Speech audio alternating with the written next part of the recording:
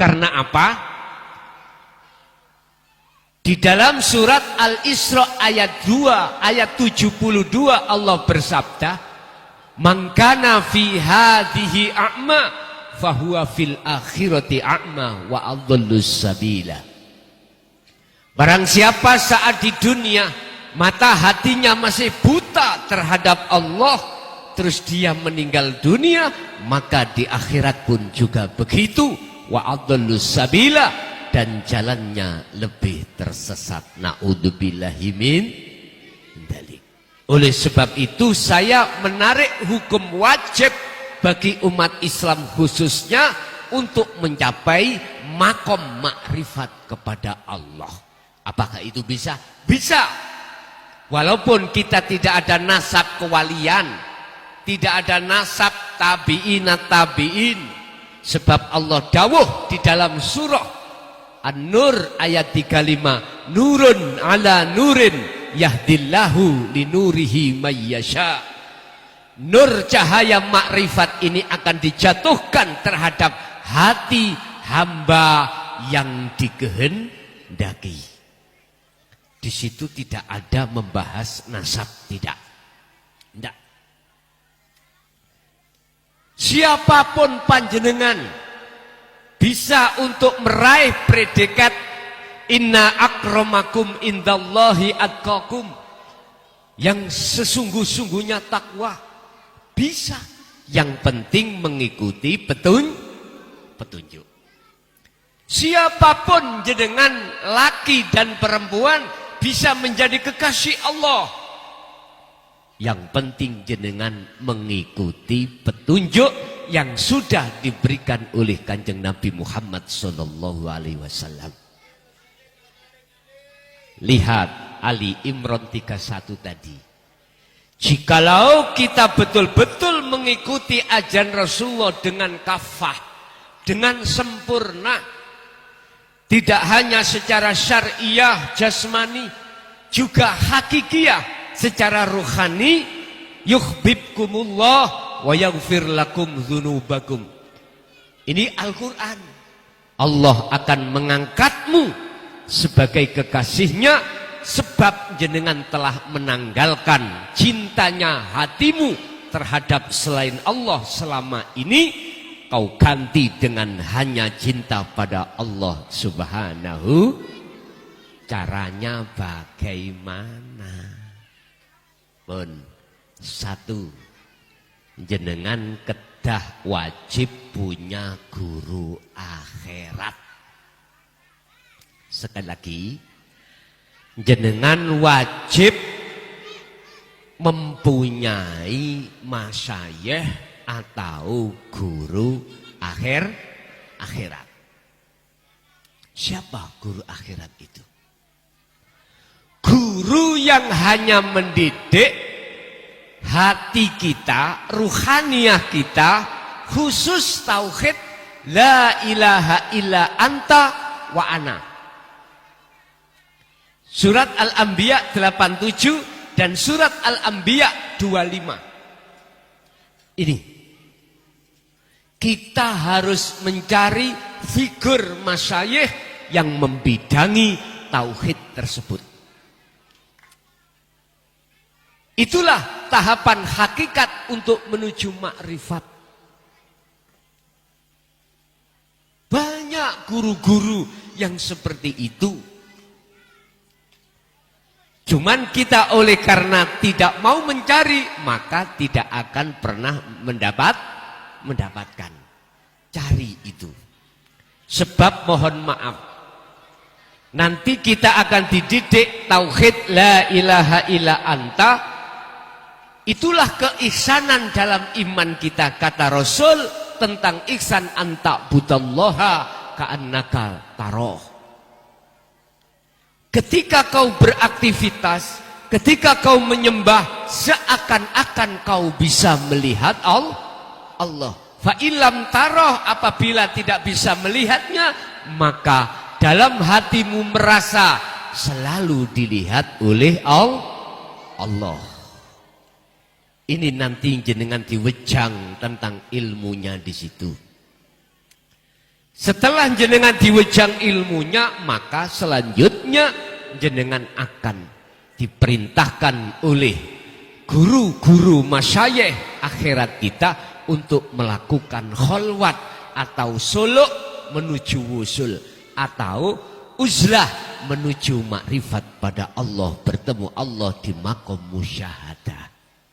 Sing terpenting jenengan adalah harus menemukan guru tersebut.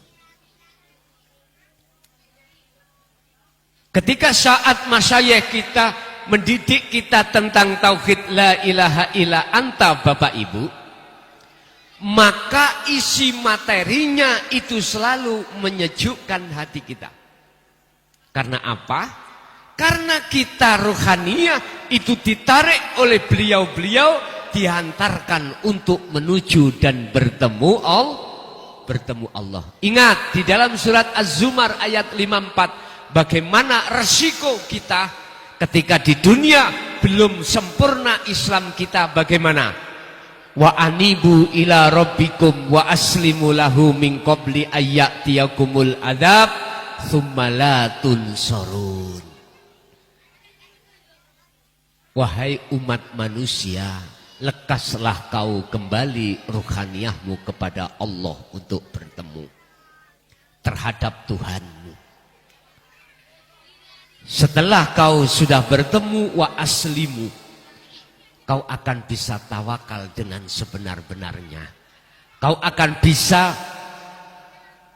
pasrah dengan sebenar-benarnya. Bahasa Islam, Islammu akan sempurna, baik di mata manusia, lebih-lebih di mata Allah Subhanahu wa ta'ala.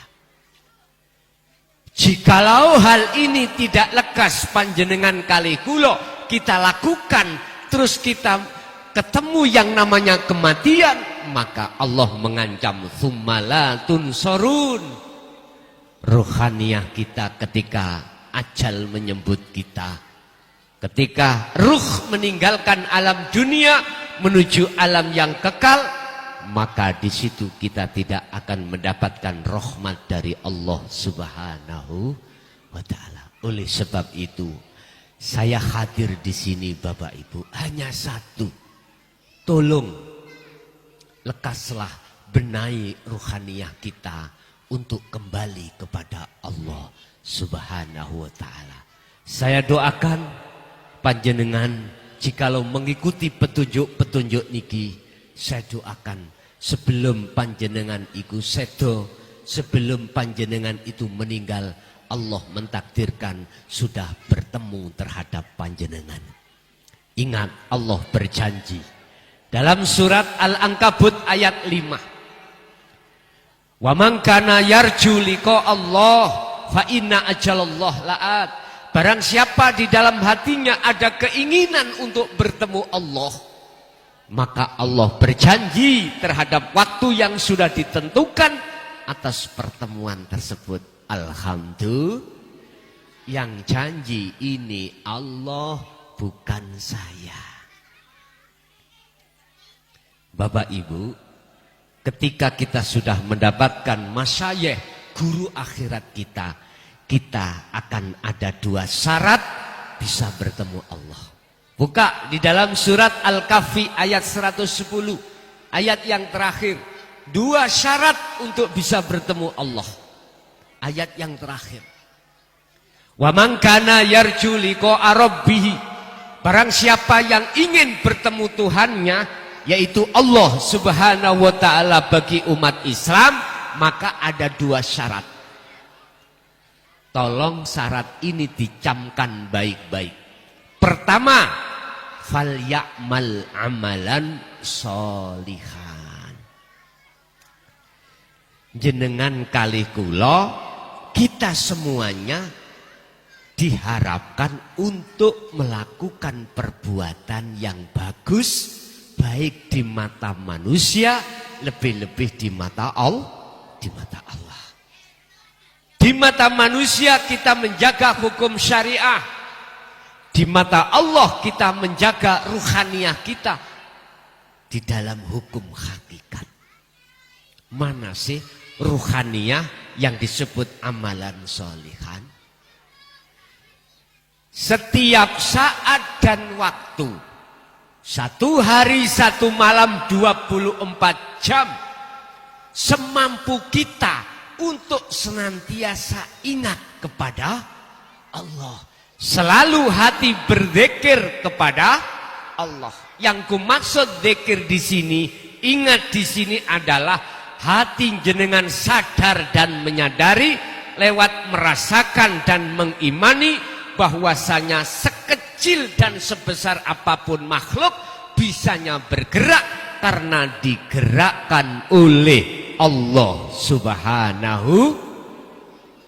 Dengan begitu nanti kita tidak mudah ngaku-ngaku bisa apa-apa.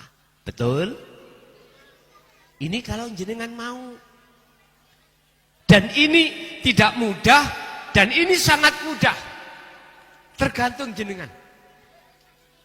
Sholat hati ingat siapa yang mendirikan, siapa yang merukukkan, siapa yang mensujudkan, mendudukkan dan lain sebagainya.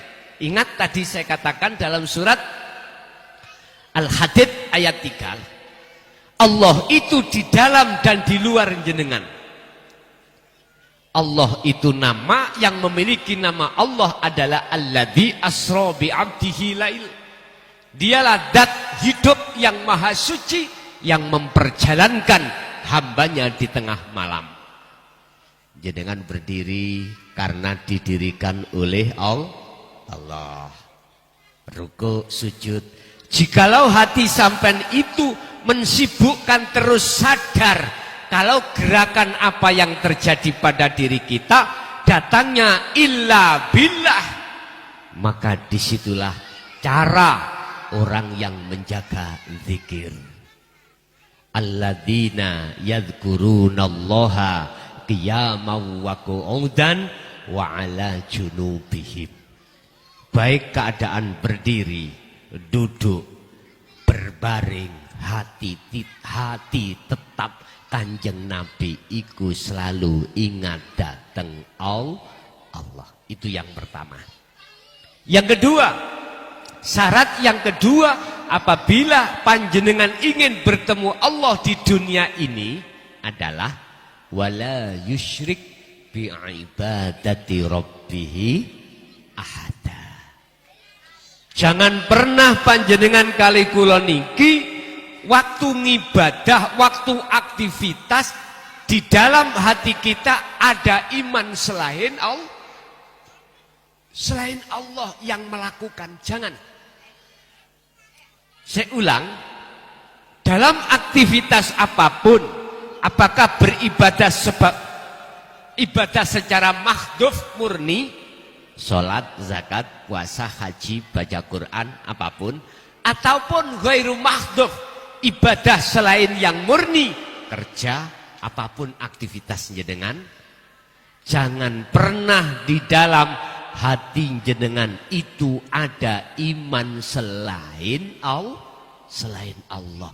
Dalam hal yang menggerakkan, dalam hal yang mendengarkan, yang memperlihatkan, yang mengucapkan, yang mengeluarkan dan memasukkan nafas, yang menggerakkan jantung, paru-paru, memfungsikan seluruh tubuh. Jangan pernah ada iman dalam hati jenengan selain Allah.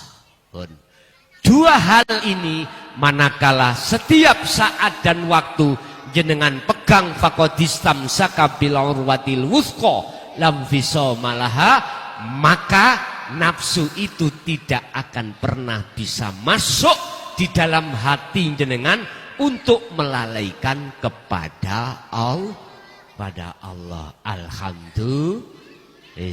Mudah-mudahan sedikit ilmu untuk yang kecil tadi, kecil-kecil, untuk yang sudah dewasa bahkan sudah tua, mudah-mudahan disertai Allah hidayahnya sehingga menjadi ilmu yang barokah dan manfaat. Mungkin kami pun juga begitu, mengharapkan terhadap jenengan dengan satu pesan Tolong jenengan Pak Bu empun sedo riyin. Empun mati riyin. Nggih. Empun mati dulu sebelum Islam jenengan kali kula itu sudah sempurna. Jenengan jangan sampai meninggal dulu lamuno apabila sholat kita itu belum khusyuk. Jangan. Dan atau jenengan jangan mati dulu sebelum ruhaniyah jenengan itu sudah bertemu Allah. Kalau sudah bertemu Allah, maka Allah berkata, ala inna awliya Allah la khaufun alaihim walahum yahzanun. Sesungguhnya ketahuilah para kekasih Allah. Siapa sih kekasih Allah? Mereka yang saat di dunia sudah bertemu Allah. La khaufun alaihim walahum yahzanun. Apapun nanti kematian itu datang, beliau itu tidak khawatir karena beliau sudah mengimani bahwasanya semua itu datangnya dari Allah. Inna lillahi wa inna ilaihi raji'un. Lahumul Fatihah.